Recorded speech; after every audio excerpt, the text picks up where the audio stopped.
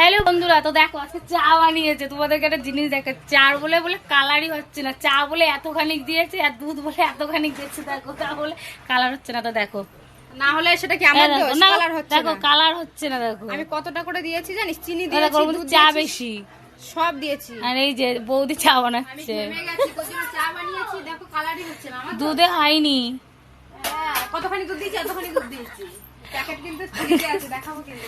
ওই দিয়ে দিয়েছি দুধ। ওই দুধে হবে না, কালার দুধ লাগবে। তোমরাই দেখো গাইস, এটা চা হলো। দেখো দেখো দুধের কালার হলো না, কি করবো বলো? এই দেখো কিরকম অনেকটা দুধ দিয়েছি, অনেকটা চা দিয়েছি। দেখো দেখো ভিডিও করছে। গাইজ, আমি সেরকম চা খাই না আর আমি চা বানাতে পারি না। আমি সত্যি বলছি, আমি স্বীকার করছি, আমি যেটা পারি না আমি সেটা বলবো। দুধ চা বানাতে দেখো, দুধ দেয়নি, চা দেয়নি, চিনি দেয়নি, একাও মারিস না, দেখাবো কিন্তু। এই দেখো দুধ দেয়নি, দেখেছো? চা